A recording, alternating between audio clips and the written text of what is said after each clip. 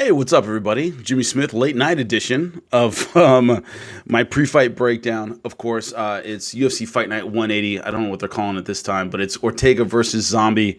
So anyway, starting out the bottom of the card. Once again, for those who don't know, I'm the SiriusXM show every day for 3 hours now. So trying to get these done when I can, making time for it. So let's start at the bottom of the card. A lot of these are real toss-ups and really, really hard to pick. So I'm going to do my best here. Thomas Almeida versus Jonathan Martinez. In order to understand this fight, you have to understand what a prospect Almeida was at one point. People really thought he would be the next champion. He ran into Cody Garbrandt, knocked him out in the first round, and then lost the decision to Jimmy Rivera, Rob Font. He's lost 3 out of his last 4, but you still see the skill set that people thought he'd really be great. Very tight striker, really fast, accurate, excellent stand-up skills, extremely well-rounded. People thought he'd be the next thing, kind of until he ran into Cody Garbrandt. And that, in many ways, launched Cody Garbrandt into the championship. So it really says a lot about what people thought of him at the time. Jonathan Martinez, he's from Factory X, and I think maybe I need my head examined picking against Factory X anymore. Jesus Christ. Anyway, so Jonathan Martinez, a great striker, southpaw.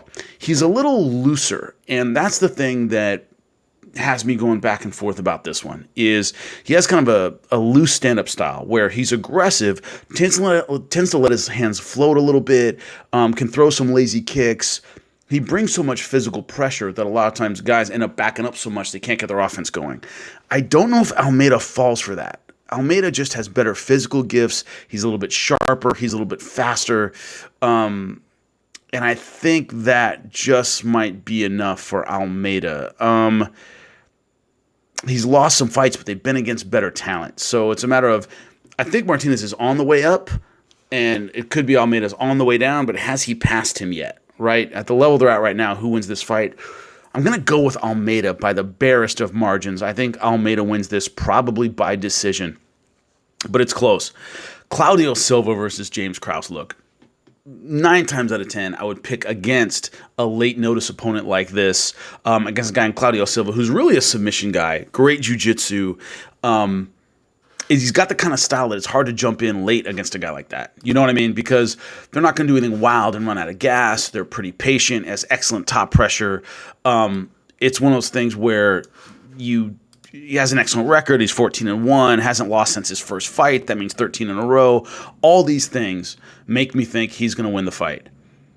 It's just hard to pick against James Krause in a late notice fight. The guy is really incredible in these kind of situations. The last time against Trevor Giles, everybody knows how controversial that fight was.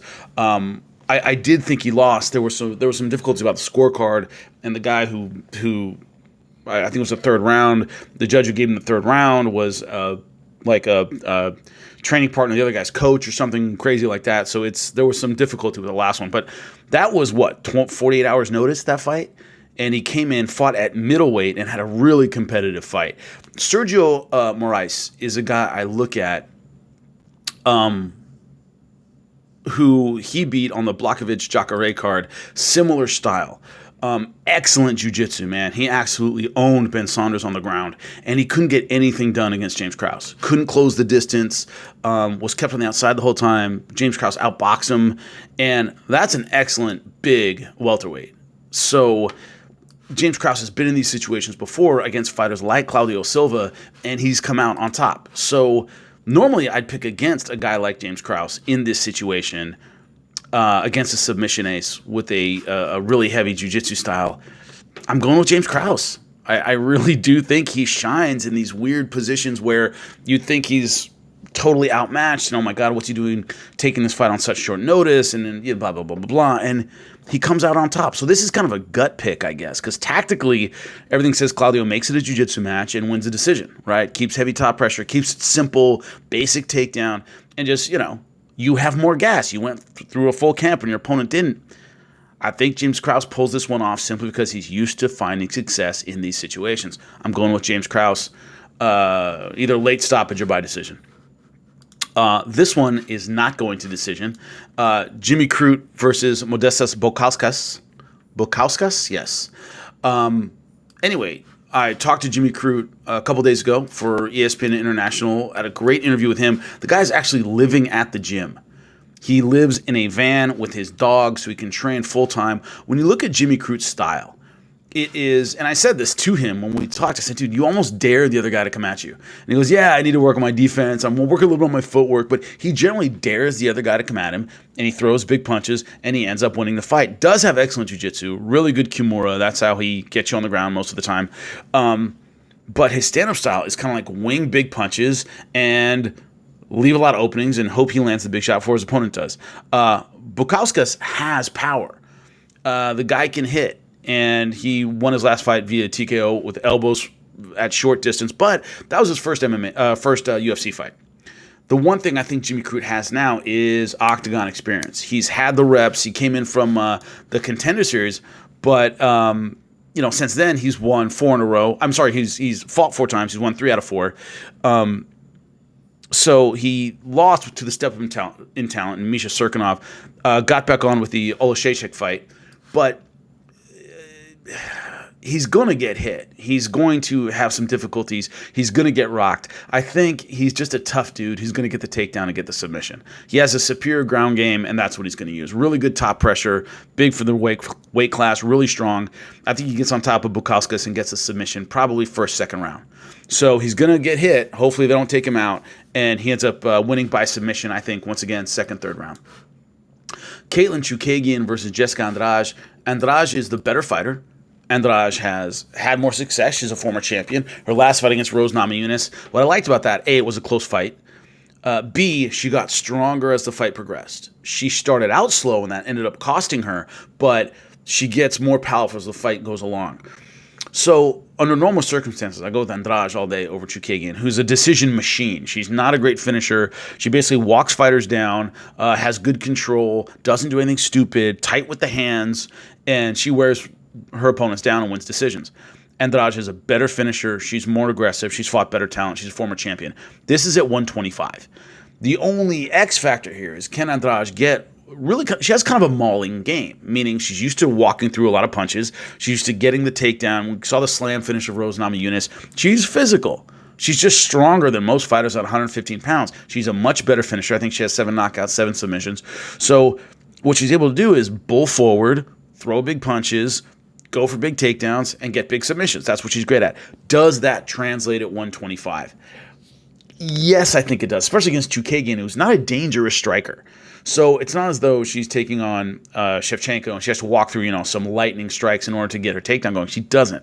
She's dealing with somebody who usually walks fighters down and just outlands them more than hurts them. So the thing about Andrade is I think she's fighting somebody. She can walk through the punches, get where she needs to go, get a takedown, probably won't get a finish. Now, it's true we don't see a lot of finishes at 125, but Andrade is a good finisher for 115. I don't think she gets one because of the change in weight classes.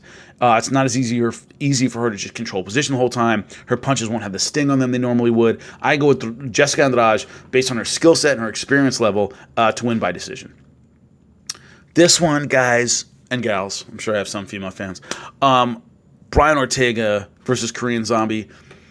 I've gone back and forth 6 or 7 times in my head. Okay, so we know the history of these guys. I'm not going to treat you like idiots and rehash everything. Here are the factors that are interesting to me.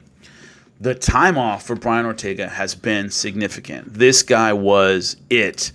I really thought he was going to beat Holloway and be the new champion. And Holloway kicked his ass from pillar to post in his last fight. First loss of his career. Now, I've said this many times in a lot of interviews and other formats. When I was coaching, I want a guy to lose in their first 10 fights. I want one loss in there in the first 10 fights. So they know it's part of the game. You get over it and you keep winning. I want to know that my fighter is mentally tough enough to go through that. Brian Ortega, we don't know. He was 14-0-1, had his first loss in his last fight. Mentally, how does he handle it? And it was an ass whooping. So there's also that, man, this guy's the champ, and I couldn't touch him. And I got the piss beaten out of me. So mentally, that's tough. And it was a long time ago. We're coming up on 2 years since he's fought last. So it's a long time off. He has had some injuries. I think it was a knee injury last time to catch him out of when they originally made this fight. Psychologically, has he recovered? And physically, has he recovered? Because the thing about the Korean Zombie, the reason he gets his name is he walks forward and nothing can hurt him, and he just keeps throwing until you're done. The only loss in his last 4 fights was to Yair Rodriguez, who threw an elbow that I couldn't simulate right now if you paid me $1 million. It was unbelievable. And he was winning that fight. He literally had 1 second to go, and he wins that fight. And he got elbowed by a spinning up elbow from the back and knocked out. He was winning. All he had to do was last 1 more second. It was his fight. He was walking Yair Rodriguez down the entire time. Of course, that's what he did to Renato Carneiro. That's what he did to Frankie Edgar. 2 of the toughest guys in the division. He knocks them both out in the first round. So he bounced back well from that loss. I'm not worried about what that did to him. He's had other losses in his career. It's not the end of the world. He's just so damn tough. But Brian Ortega's taller. He has better reach. And he's a more powerful striker. I don't know how polished he is. He's pretty good. But dude has real power. They both knocked out Frankie Edgar, if that tells you anything. But with Brian Ortega, it was one shot, boom, and it was over.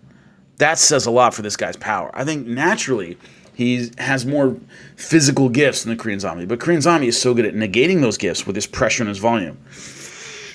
Ugh. Don't listen to me. Don't bet on this main event. I'm going with Brian Ortega. I really think his power is the difference. He's being a little emotional, which I don't like. But I think his power is the difference in his fight. I think he catches Korean Zombie coming in at some point. And I don't know if he finishes him, but his power is the difference. He's able to put him down enough to win the fight. So I don't know why. Maybe I should have my head examined. I'm going with Brian Ortega in the main event. I think it'll be very, very close. And like I said, I've gone back and forth 5 or 6 times on this one. So that's my prediction for what it's worth. I appreciate you guys, and I'll check in afterward.